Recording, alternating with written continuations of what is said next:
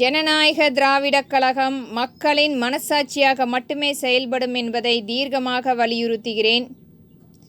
மக்களின் தலைவியா அல்லது மக்களுக்கான தலைவியா என்பதை மக்கள் மட்டுமே அதை எதிர்காலத்தில் வரும் சந்ததிகள் அவர்கள் மட்டுமே தீர்மானிக்கக்கூடிய ஒன்று.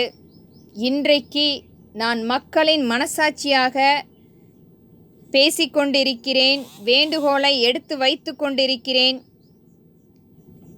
ஆட்சி பொறுப்பில் அமர்ந்து இன்றைக்கு ஆட்சி செய்து கொண்டிருக்கும் மாண்புமிகு முதலமைச்சர் அவர்களுக்கு என்னுடைய வேண்டுகோள், தயவு கூர்ந்து கல்வி தகுதியை மேம்படுத்தி கொடுங்கள்.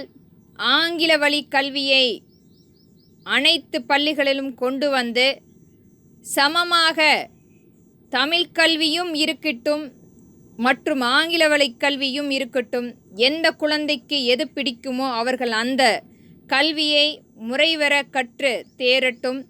அது மட்டுமில்லை, தொழிற்கல்வியை இதோடு இணைத்து அவர்கள் பயிலும்போது வரும் காலங்களில் அவர்களுடைய வருங்காலம் பிரகாசமாக இருக்கும்.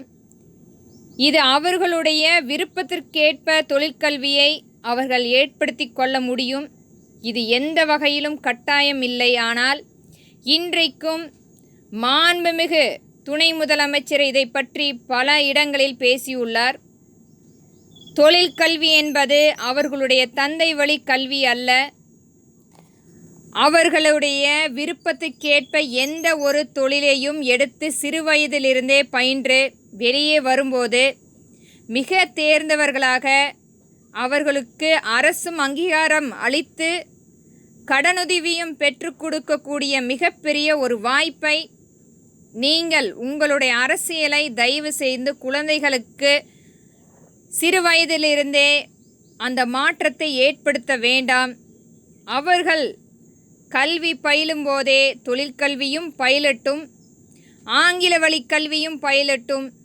இன்றைக்கு தனியார் கல்வி மிகப்பெரிய அளவில் மாற்றத்தை செயல்படுத்தி கொண்டிருக்கிறது. ஆனால் இன்றைக்கும் கல்வித்துறையில் எந்த ஒரு மாற்றத்தையும் ஏற்படுத்தாமல் அதே 50 ஆண்டுகளில் படித்த அதே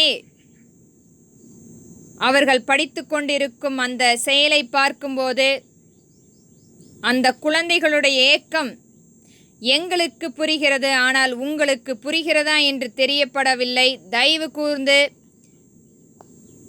மாண்புமிகு முதலமைச்சர் இதை சில மாற்றங்களை கொண்டு வந்து அமைத்து கொடுத்து பாருங்கள்.